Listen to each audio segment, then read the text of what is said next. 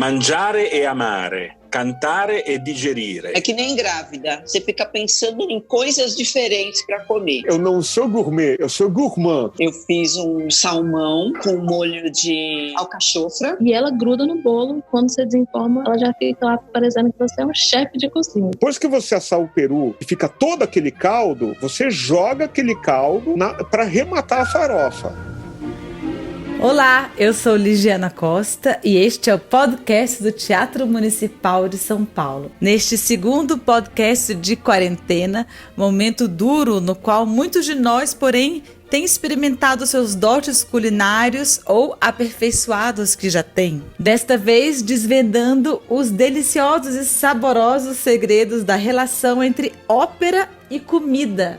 Conversamos com o maestro Alessandro Sangiorgi, italiano, que junto comigo desvendará um pouco a história do Rossini e de outros compositores que adoravam cozinhar. Conversei também com o Leonardo Martinelli, compositor e professor da Escola Municipal de Música, e que nos falou um pouco sobre o seu Peru de Natal, ópera apresentada no Teatro São Pedro no ano passado. Ele que prepara uma ópera para estrear aqui no Teatro Municipal. E ainda com as cantoras Elizabeth Ratzerdorf, soprano do nosso coro lírico, e Marli Jaquiel, soprano do coral paulistano e a grande boleira deste teatro.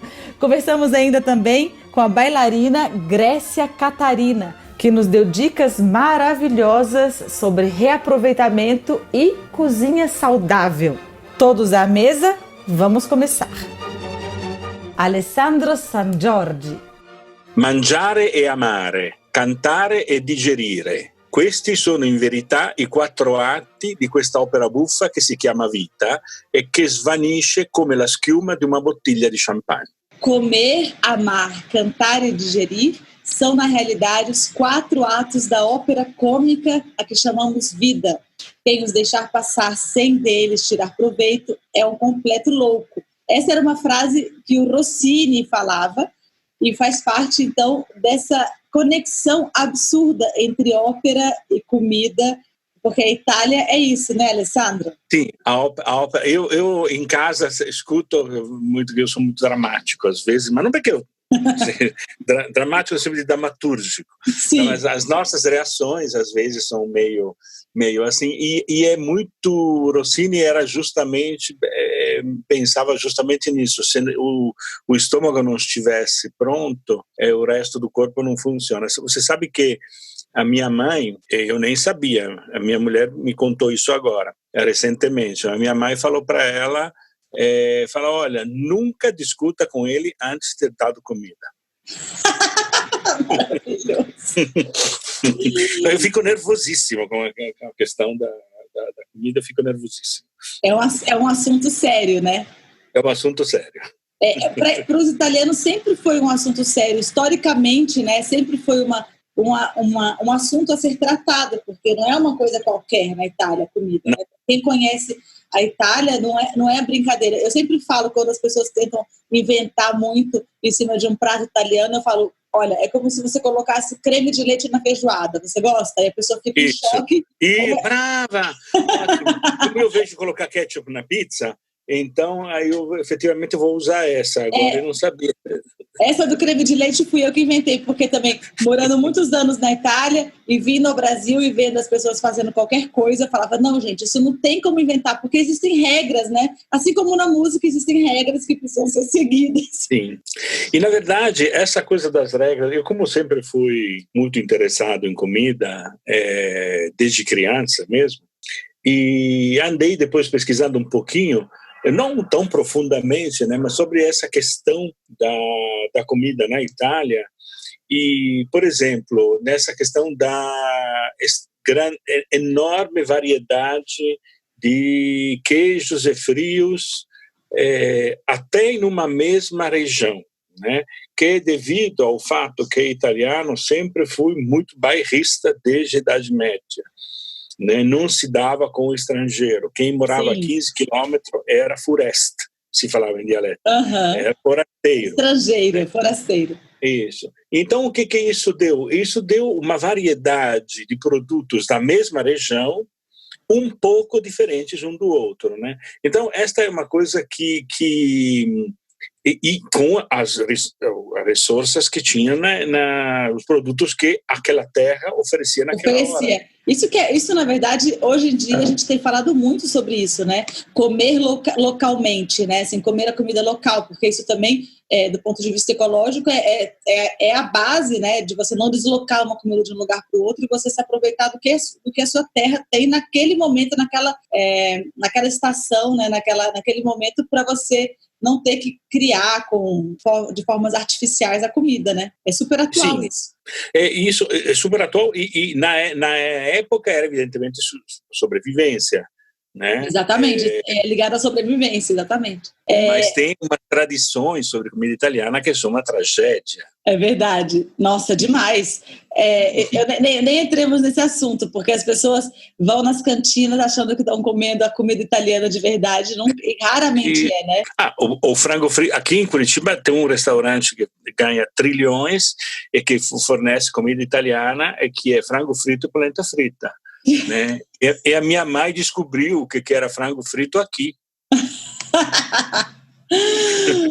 Agora, voltando a falar sobre a questão de música, só para os ouvintes se entenderem, quando eu tive a ideia de fazer esse podcast sobre ópera e música, eu escrevi para o Alessandro San Giorgio, eu perguntei, você cozinha? Ele falou, um pouco. Aí, como todo italiano, depois a gente descobre que ele cozinha, e muito. E não só isso, este nosso maestro, ele está preparando um livro de receitas. Como é que é essa história do livro? Então, você sabe que quando eu cheguei em São Paulo a primeira vez, que fui 30 anos atrás, justamente para trabalhar no Teatro Municipal, me convidaram da Itália, eu comecei me mandaram uma foto, que era chefe de gabinete do Teatro Municipal, do diretor, né, na época, que é nossa amiga até hoje.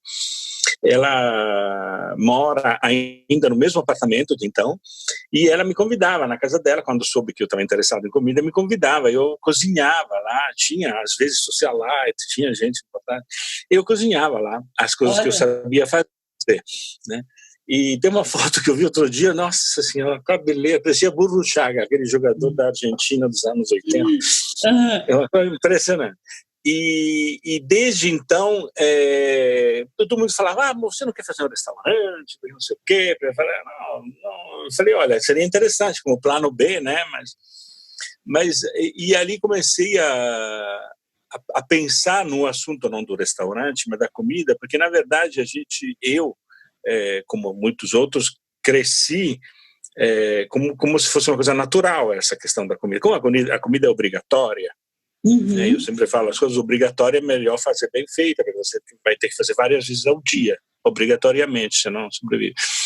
Então percebi que, fiz uma espécie de retrospectiva desde já da época, eu percebi que desde quando era criança eu ficava observando o que minha mãe fazia, e aí aos poucos, encontrando de adolescente, já encontrando com os amigos, a gente organizava jantares na casa de um do outro, que a gente mesmo fazia entre amigos, e assim em diante, misturando ideias de várias regiões, né, que tinha um que era da Sicília, eu que sou da Emília, e tal. Então, essa questão da comida, que as pessoas brincam, até tem piada sobre isso com os italianos, é verdade. Uma vez veio o meu irmão me visitar, eu morei num sítio em São Paulo, no fim da primeira época paulista, nesse sítio tinha uma churrasqueira grande, etc, e vieram me visitar.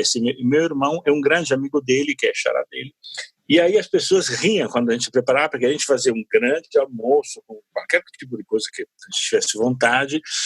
E aí parava o almoço, eu ou esse amigo falava, e aí à noite, o que a gente vai comer? Né? Determinadas coisas têm que ser preparadas antes, né? E como a música é a mesma coisa, não é que você vai lá, toca uma música pra gente, não é assim. Claro. Você tem que pegar, tem que ensaiar, tem que estudar, né? Claro, é verdade. Ou se eu faço uma coisa agora nesse momento de de reclusão forçada em casa, estou começando a trabalhar muito mais com as farinhas, que é uma coisa que por dieta tinha tirado, né? Mas agora por curiosidade, então troco ideias com meu irmão lá na Itália. Então as farinhas, dependendo do que você faz, precisa de uma... Você faz pizza ou focaccia, por exemplo, precisa de, no mínimo, 3 a 4 horas, no mínimo, entre as várias passagens, para a massa ficar pronta. Exato. Aí você vai cozinhar, entendeu?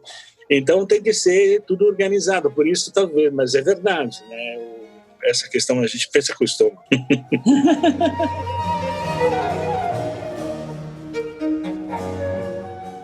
Elizabeth Hatzerdorf. A gente estava falando antes da gente vir gravar aqui, tentando lembrar de áreas que tivessem a ver com comida, né? Então, e aí nós duas que somos, assim, aficionadas por música barroca, lembramos as duas na mesma hora da cantata do café, né? De Bach. Que é engraçado, porque é uma cantata que fala sobre uma bebida, né? Que é o café, mas é como se fosse uma droga, né? Porque ali na verdade, é uma das poucas áreas, das poucas cantatas profanas do Bach, né? Para quem não conhece, e é uma cantata na qual a personagem é apaixonada, viciada em café, como se fosse um cigarro, é uma loucura o vício que ela tem, e o pai dela fala para ela, ou você abandona o café, ou você nunca vai se casar. Pois é, e aí ela fala na área, né, que o café é mais doce do que 1000 beijos. É mais suave do que o vinho moscatel. Como é que é? Cantarola aí um pedacinho pra gente, você lembra? Lembro. Vale um playback aí? Vale, claro. Und wenn niemand mich will loben, so schenkt mir Kaffee, so schenkt mir Kaffee ein. É maravilhoso, porque é quase um tesão assim, quase sensual em relação ao café, né? Não, e eu tenho um texto aqui sobre a cantata. Bach apresentou essa cantata numa casa de café em 1734. E tomar café fazia algumas décadas que tinha se tornado moda.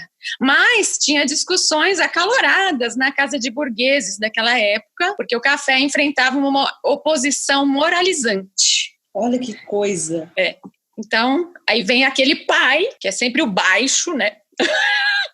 Falar pra ela, menina, pare com isso, né? Senão você não vai ficar... Não, e é maravilhoso, porque no fim, se eu não me engano, eu até cantei essa cantata também, ela acaba arrumando um pretendente que também gosta de café, não é isso? Eu acho que ela fica com os dois, com o marido e o café, se não me engano. Nós mulheres acabamos sempre convencendo, né? Não é?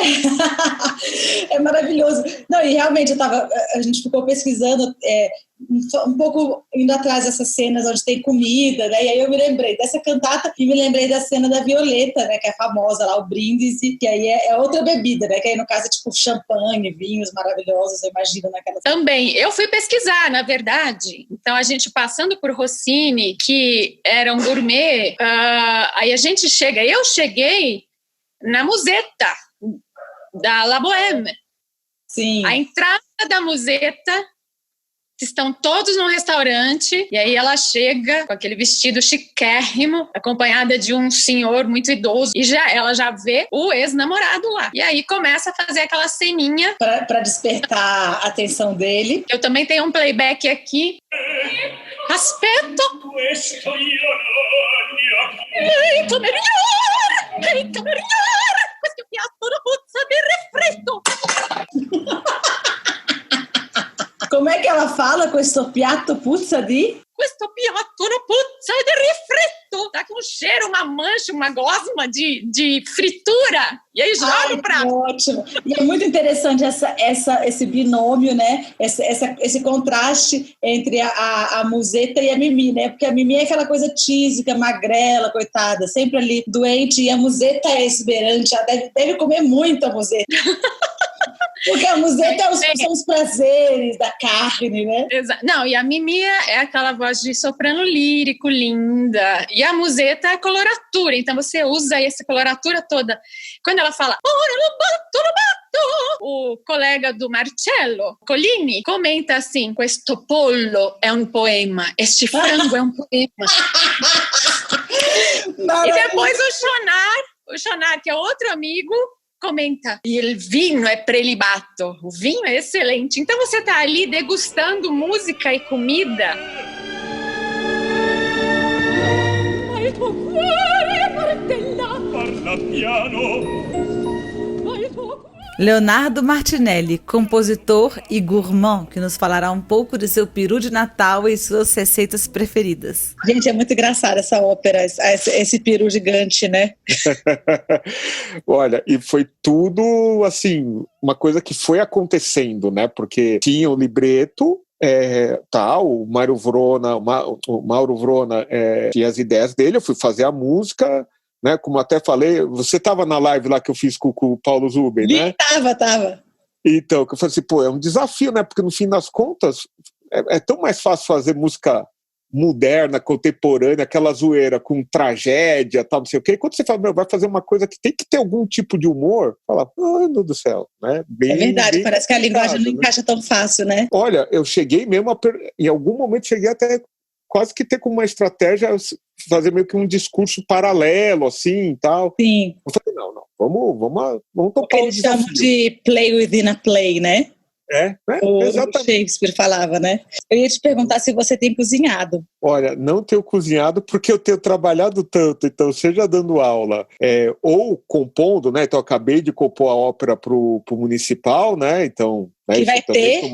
Vai ter, e estamos continuando, assim, terminou de compor, mas tem quilos de papel para continuar revisando, então o trabalho continua, e fora as aulas, etc e tal. Então, por incrível que pareça, eu continuo na minha cozinha mais frugal, assim, que eu sempre cozinhei, né? Então, eu faço almoço, eu faço a janta, mas ainda não tirei nenhuma selfie de pão. Ainda não tive tempo de fazer um pão, uma massa-mãe, assim, isso ainda não administrei tempo. Mas sigo fazendo meus risotos, os meus assadinhos humildes, assim, saborosos. Assadinhos humildes? Nunca serão humildes os assadinhos.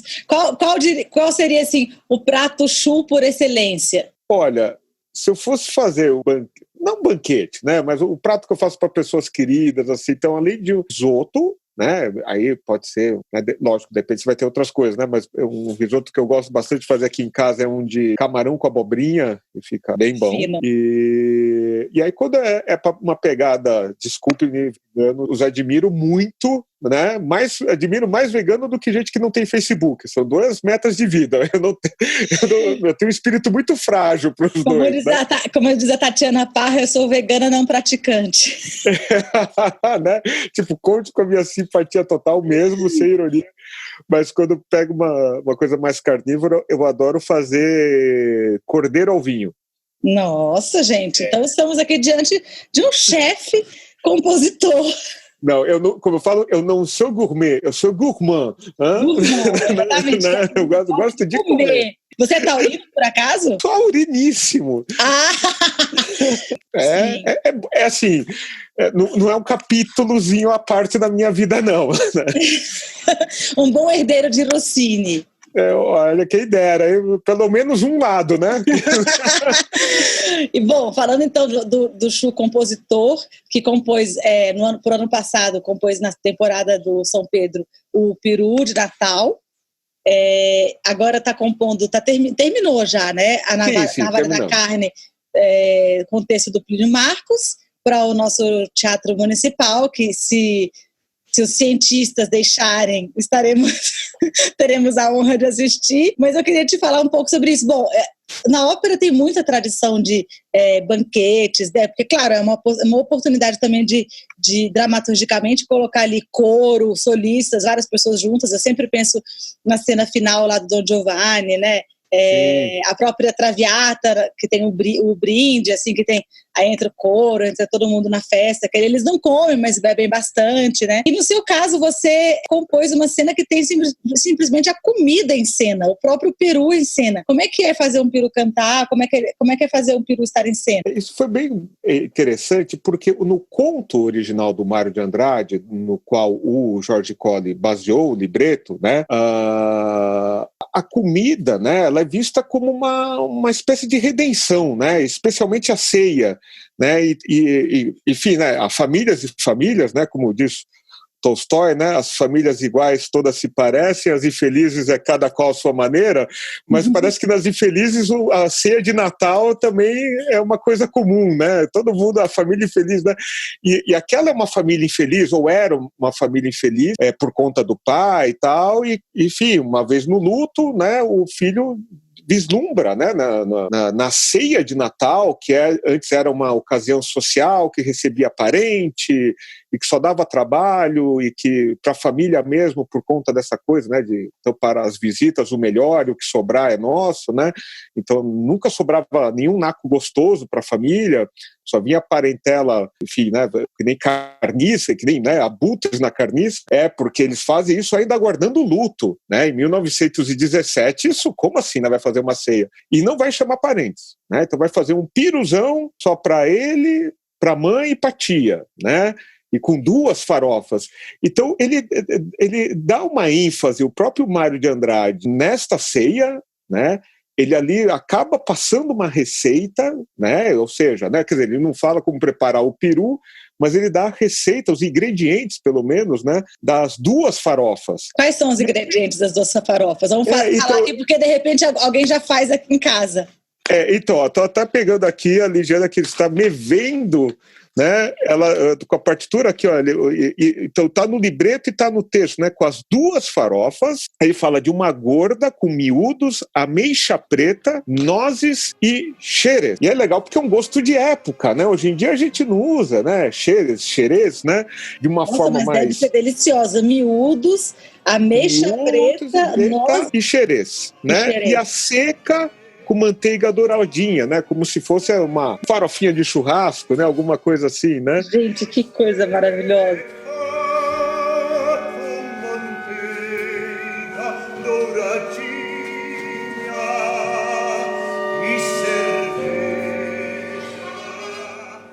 E eu achei bacana quando o Jorge deixou isso no libreto, porque é uma coisa que, né, como libretista, ele poderia ter pulado, né, enfim, nós vamos fazer uma ceia, muito bem, né, e ele coloca, né, a receita, né, os ingredientes das farofas, e lógico, quando ele me mandou o libreto, ele falou, fique à vontade, isso aqui é só um começo para cortar. Na verdade, eu não cortei nada do que o Jorge mandou e eu pedia mais textos, né? Porque tinham situações tão interessantes. Falei, Jorge, eu acho que...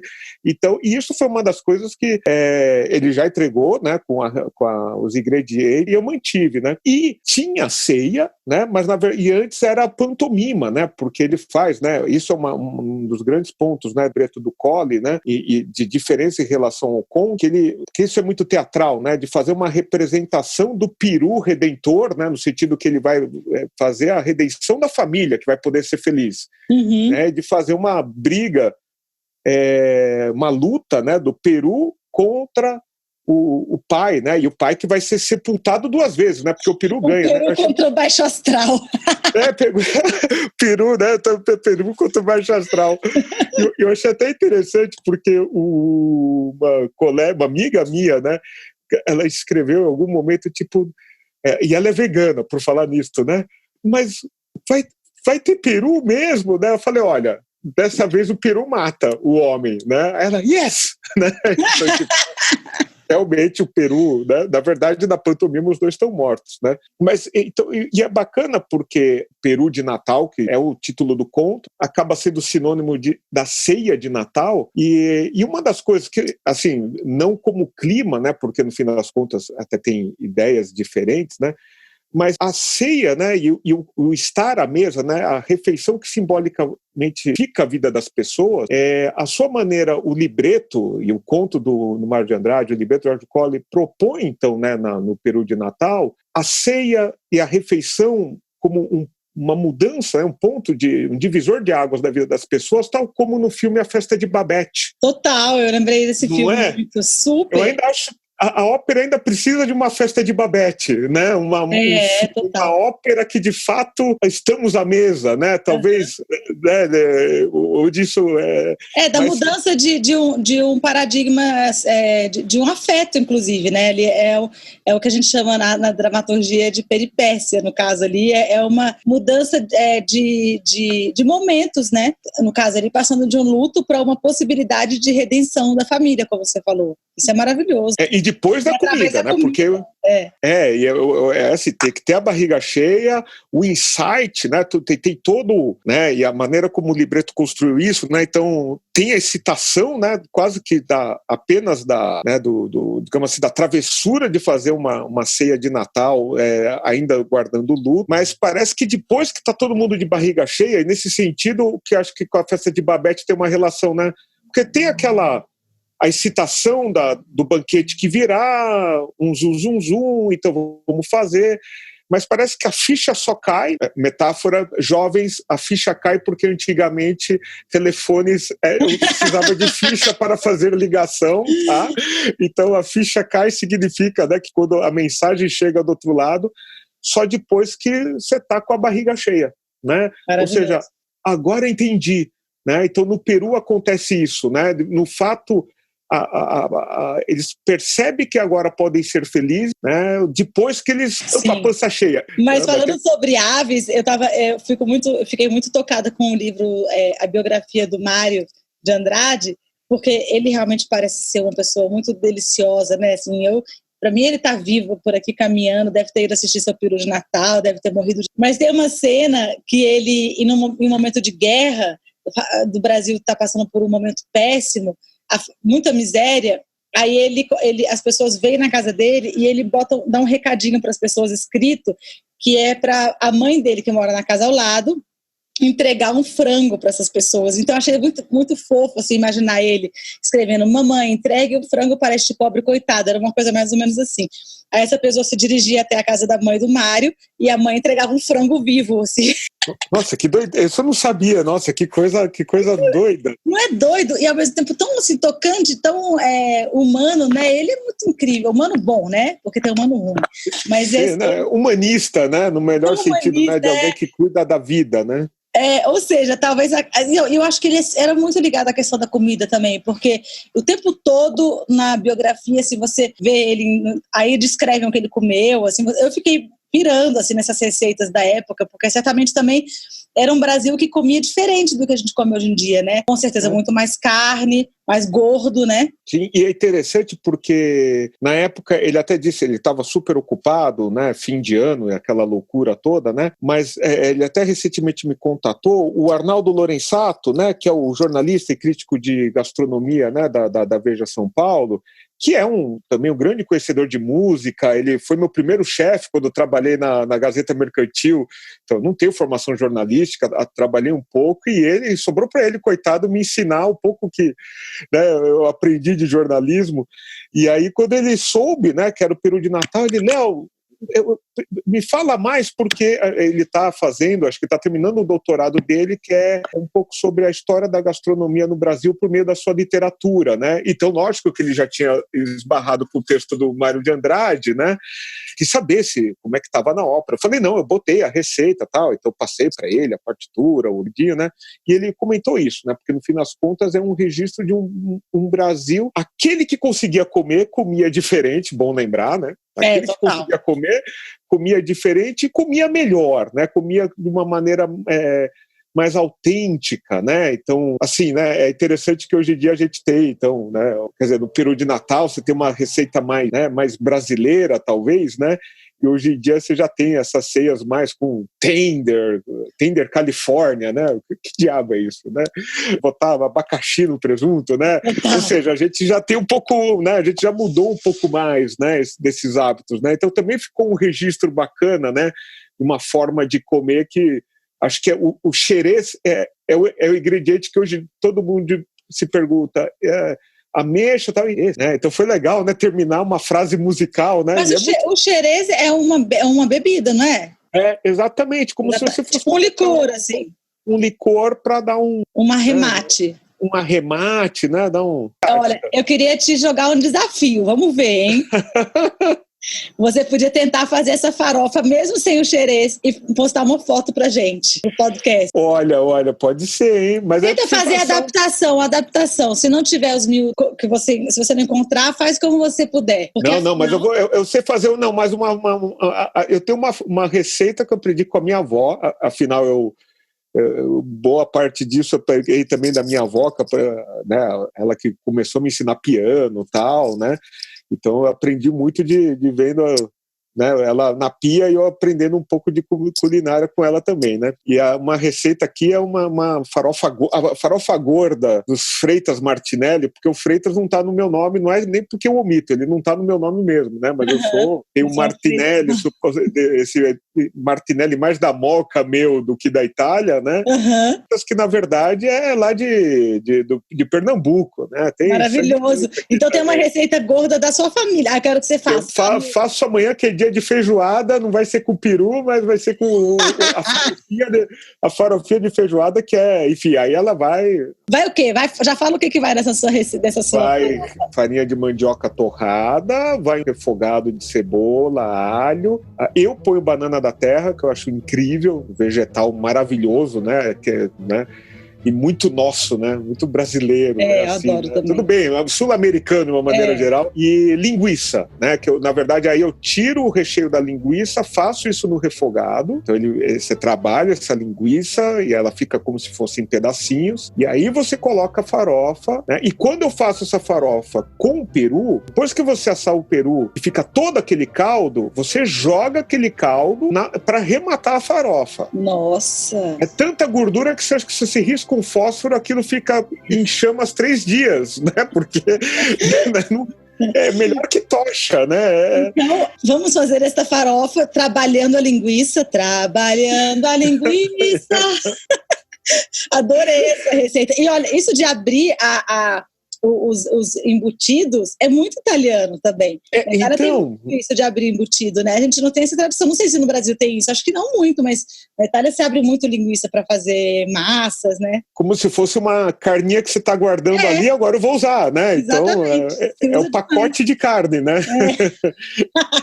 Então, ao invés de você abrir um plástico, você abre as tripas, né? Olha só, muito mais econômico. Então, beijo para todos os ouvintes do podcast do Teatro Municipal e, né, os frequentadores do teatro, né, e que em breve, com saúde e com segurança, a gente vai se reencontrar na Praça Ramos de Azevedo e poder celebrar a vida de uma maneira super bacana. Exatamente. E em breve teremos a sua Navalha e junto Homens de Papel, da Elodie, é verdade, vai ser uma produção dupla, maravilhoso. Vai ser o Plínio Marcos, que nem frango assado, tem na ida, tem na volta, vai ter depois do intervalo vai ter mais Plínio, vai ser máximo. Maravilhoso. Obrigada, meu querido, muito obrigada. Eu que agradeço, fiquem bem aí vocês. Um beijo, não esquece de mandar a foto dessa farofa.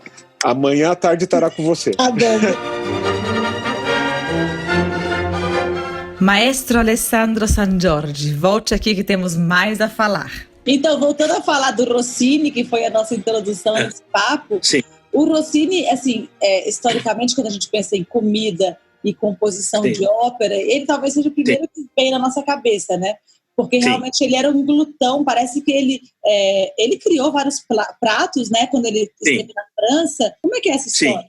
Então, ele não só, ele se falaram várias vezes, que não me lembro quem foi o escritor que falou isso, mas que Rossini teria sido um excelente chefe, tipo grande chefe, se a composição não tivesse desviado ele do caminho. E aí mas ele encontrou um grande chefe, né, na vida dele, que foi amigo dele, que é o francês. Sim, né? sim. Eu estava aqui dando uma pesquisada justamente nisso. Com quem ele fez deixa eu me lembrar que o nome dele é Carré. Tem o Tournesol Rossini, que tem várias histórias que são que parece que uma delas diz que parece que o cozinheiro veio à mesa e disse que alguma coisa não tinha, não sei o quê. Ele falou então em francês: Tournée Le Dos. Vira as Costas, que é uma delas. Esse Tournée do Rossini é uma receita super complexa, vai foie gras. Então, por isso que eu falei, todas as receitas que foram criadas, tem receitas que foram criadas por personagens de ópera, para personagens de ópera, né? Especialmente all'Arena, perto da Arena di Verona, tem um restaurante chamado Ristorante Le Tre Corone. Restaurante Tre Corone, que recebia os artistas depois das várias. Então, tinha pratos preferidos de cantores, que era assim, a cotoletta alla Mario del Monaco, a bistecca di Giuseppe Di Stefano, o pollo alla Maria Callas. Né? Olha só. Mas antes tinha, por exemplo, só na cozinha francesa tinha 4 tipos de ovos com tema. A Daniel Aubert, que era o ovo em camicia, não sei como chama o ovo em camicia. Eu acho que o ovo em camicia é o ovo, aquele que os americanos adoram também, né? Poché, né? Poché, isso. Em cima de tomate recheado de frango e trufa. Nossa. E depois coberto com uma salsa veludada. Aí tinha outro tipo, a la Hector Berlioz, que era ovo à la coque, com croutade, patate duchesse e trufa e funghi em salsa madeira. A la Georges Bizet, que era cozinhado em forminha forrada com língua no vinagre e servida em cima de corações de alcachofra com salsa perigueux, etc. A la Giacomo Meyerbeer, que era em cocotte com rim de agnello, a ovelha pequena, como chama assim? De cordeiro. Grelhado. Então, era tudo, porque a cozinha francesa, sabe que Itália e França tem uma rixa igual ao Brasil e Argentina com futebol. Exatamente. Itália e França têm a mesma rixa, né? Sim. Então, eu como italiano digo que é tudo exagero. Não temos alta cozinha também, né? Mas a cozinha francesa era uma coisa assim, por exemplo, já a gente está lascado, porque 3 e 4 tem trufa, aqui no Brasil não tem trufa. Os famosos Tournée alla Rossini, que eram chamados de suprema exagerazione, porque era um conjunto entre filé, manteiga, foie gras, pão, trufa negra e salsa madeira. Nossa, gente, deve ser maravilhoso esse Tournée alla que agora eu acabei de achar aqui o nome do cozinheiro, que é o Marie-Antoine Carême. Que era amigo que acabou se tornando amigo, e tem várias outras receitas, parece, desse Marie-Antoine Carême que foram feitas junto com o Rossini, assim, conversadas com ele, né? Sim. Agora, essa tradição que eu estava falando, desculpa, dos cantores saírem da ópera e irem comer, uma tradição que, óbvio, continua, né?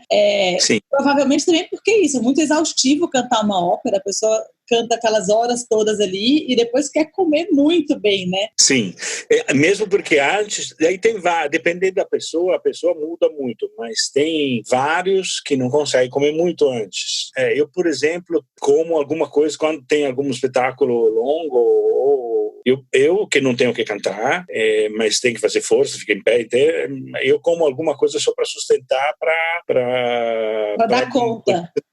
Para dar conta, porque senão é complicado. Mas tem gente que se não come, morre, não vai em cena. Tem que comer, tem que comer antes e bem comido. Porque tem a questão do diafragma, tem tudo umas coisas fisiológicas que cada um trata. Mas também tem umas histórias do Caruso que são muito boas, né? Parece que o Caruso, essa coisa dele ter ido para os Estados Unidos também, eu não sei, parece que ele levou um pouco uma tradição também italiana. Tinha um negócio de Caruso que eu vi que fizeram uma torta e que ele não tinha um prato especial. Tinha uma coisa que ele comia, parece espinafre de galinha antes de cantar. Isso eu não tinha visto. Ele fala, nesse artigo, que menos sorte tiveram os tenores. Enrico Caruso foi intitulado um prato em Nápoles, que era vermicelli com alho, óleo, peperoncino e prezzemolo, que é uma coisa bem simples. Nossa, simples e maravilhoso. É uma salsa dos Estados Unidos, la Caruso Sauce, e pronto. Depois só Chocolate Domingo Cake, que foi em 2009 para Plácido Domingo. Para René Fleming, para Adelina Patti, Luisa Tetrazzini. As mulheres se deram melhor como título de receitas. De pratos maravilhosos. Fala do Verdi. Então, Verdi é interessante porque eu nunca me identifiquei, pelo amor de Deus, mas ele era um homem da terra Ele cultivava, né? Isso, ele andou comprando, ele virou empreendedor também, né? Quando ele primeiro comprou uma outra tipo pequena fazenda e depois trocou ela com Santa Agata, que virou o QG dele naturalmente, mas junto com isso ele comprou um monte aos poucos de outras terras em volta, até tinha 700 hectares. Então, e onde ele cultivava, etc. E ele preferia a comida, digamos assim, aspas, mais simples, que as comidas super trabalhadas, super finas, que ele era obrigado a comer nos restaurantes, nos hotéis, onde ele se hospedava para o trabalho. Então, eu entendo perfeitamente, porque é o ponto de vista italiano mais da terra, mais rústico, digamos assim, né? Ele nasceu, os pais dele tinham uma pequena osteria. Olha! Era uma espécie de... Eles moravam em cima disso, né? Começou assim, começou nas comidas simples. Ele ficou ligado a isso. O risoto, o que ele mais gostava era risoto e aspargo, que era uma coisa relativamente simples de fazer. Na época se cultivava já, né? Aspargo, funghi e presunto. Esse é o risoto do Verdi. Do Verdi. Olha aí, gente. Então já fica uma dica para quem quiser provar durante essa quarentena. A comida que o próprio Verdi fazia, um risoto feito com aspargos, mas deve ser presunto cru, será? Então, eu li que no lugar é presunto cru e aqui está escrito presunto cozido num que eu vi. Eu creio que seja presunto cru porque eu fiz, na verdade, sem querer, por causa de uma imagem que eu vi numa caixinha de arroz.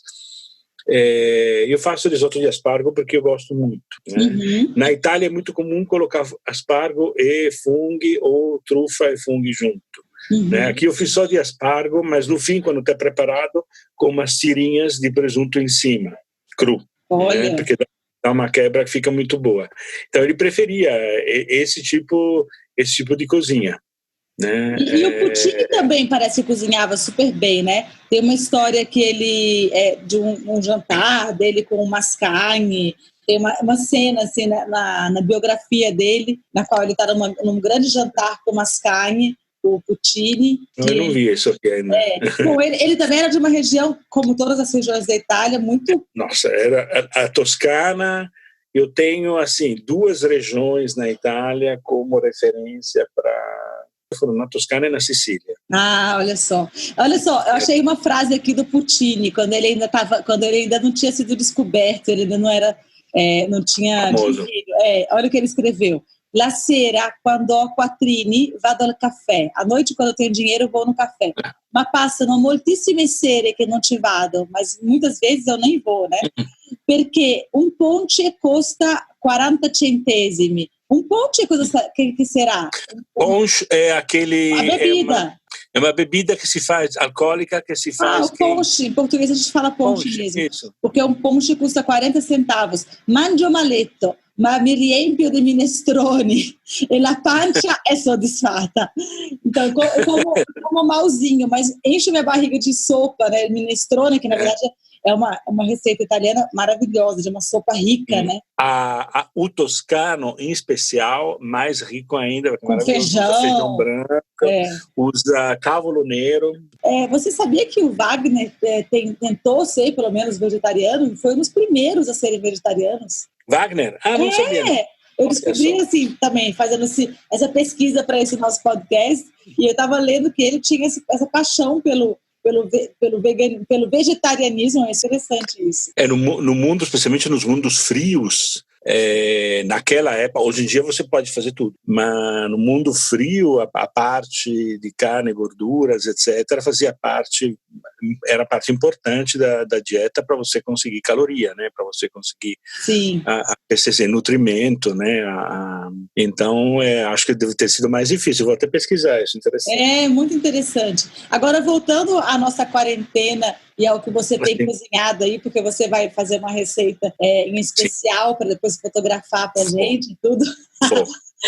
Que é a receita que você tem, que você se esmerou mais nesse momento, que você está cozinhando super? Não, eu vou fazer Bom, uma das coisas que estou fazendo mais, como disse, são as massas feitas à mão. Então, o outro dia eu fiz de novo capelletti, que é típico da região de Ferrara. E sobre Cappelletti tem toda uma série de filosofias, digamos, sobre o recheio, evidentemente, né? Sim. Então, a partir da minha avó de um lado, a avó do outro lado, a minha tia, que é irmã da minha mãe, que ainda hoje eles fazem, com o marido eles fazem centenas e cada vez depois congela, agora tem congelador, né?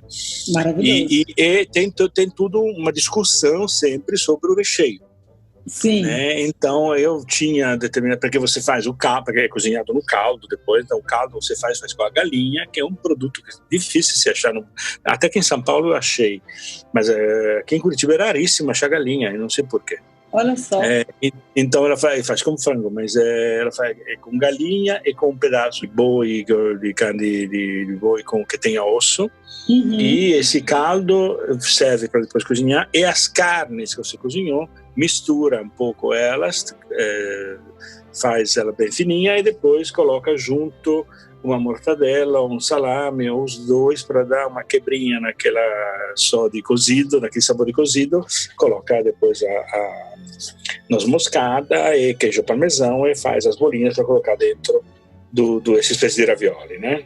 Tem também ali uma filosofia sobre o recheio da abóbora, porque tem, segundo a minha mãe, falei com a minha mãe outro dia, depois falei com você, sobre esse, chama-se caplás, que seria cappellacci em italiano. É um cappelletti maior. É isso? É um cappelletti maior, mas é que muda fundamentalmente o recheio. E tem tanto Ferrara como Mantova brigam pela paternidade dessa receita. Isso é um clássico italiano, brigas pela paternidade. Gente, olha, terminada essa quarentena, olha, a Sandra vai fazer um sorteio para ver quem vai jantar com ele.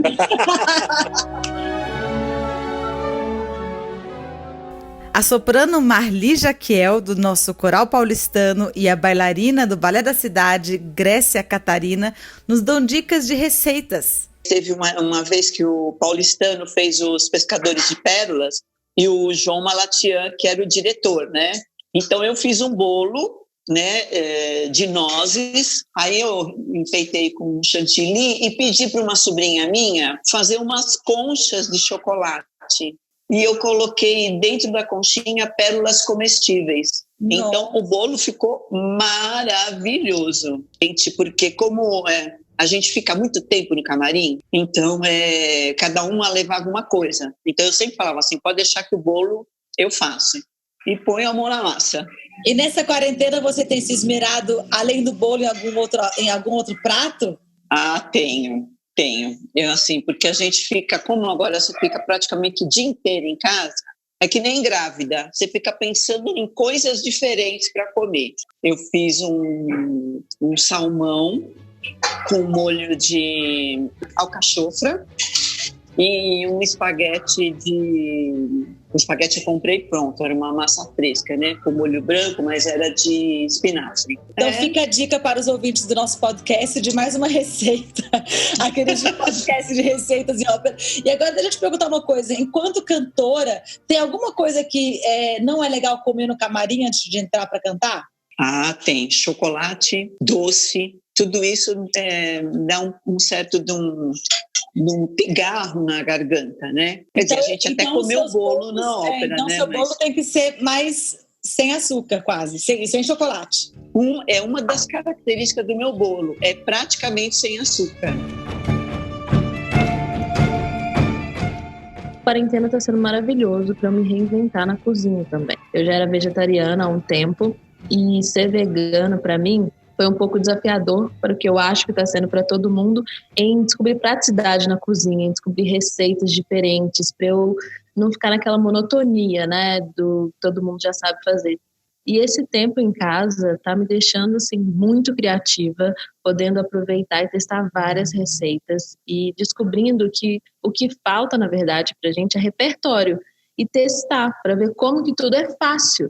E a cada dia que passa eu faço cada cada uma das receitas com maior facilidade, com menos tempo. A gente imagina, assim, uma coisa super clichê, né? Que o bailarino precisa de sustância para poder dançar e que falta de carne talvez seja alguma coisa séria, mas pelo contrário. Então, eu também tinha um pouco dessas crenças, sabe? E eu acho que é uma coisa mais social, da nossa cultura mesmo. Eu vi que é algo que não tem o menor fundamento, que é totalmente oposto. Eu me senti cada vez mais disponível, com mais energia,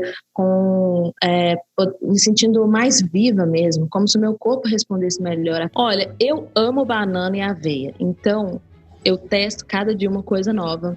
E a última receita que eu fiz bem rapidinha é um bolo que eu reutilizei. Eu fiz um chá de maçã de manhã, aí eu piquei a maçã tudo bonitinha, uma maçã com gengibre. Eu reutilizei essa maçã e 2 bananas que estavam bem maduras. Você pensa, ai meu Deus, não dá para comer essa banana, o que eu vou fazer? Peguei 2 bananas, amassei, peguei esse sumo do chá, da maçã cozida, bati tudo no liquidificador, coloquei 1 xícara de aveia, 1 colher de óleo de coco e o fermento em pó. 1 colher de fermento em pó, misturei tudo, bati tudo bonitinho, coloquei para assar a forno 180 graus. Eu deixei assando por 50 minutos enquanto eu fazia minha aula de balé. Voltei e o bolo já estava maravilhoso. O que eu fiz para decorar, que é bem simples, todo mundo acha que pode ser bem difícil, eu fiz um bolo invertido. Untei a forma com óleo, piquei uma maçã bem fininha, enfileirei elas, coloquei bem enfileiradinha e coloquei o bolo por cima. Quando eu fui desenformar, estava perfeito. Não precisa colocar açúcar para fazer o bolo invertido, você pode colocar só colocando um óleo ali para não grudar a fruta na forma, e ela gruda no bolo. Quando você desenforma, ela já fica lá parecendo que você é um chefe de cozinha. E este foi o podcast do Teatro Municipal de São Paulo. Eu sou Ligiana Costa e já estou aqui cortando meus tomates e cebolas. Quem editou este podcast foi Felipe Caldo. Este podcast é produzido pelo Instituto Odeon, apresentado pela Secretaria Municipal de Cultura e Fundação Teatro Municipal. São Paulo, capital da cultura. Quando tudo acabar, eu vou fazer um bolo, vou levar lá e aí eu chamo você para comer um pedacinho, tá? Para fazer um banquete para todo mundo da minha casa. Um banquete vegano.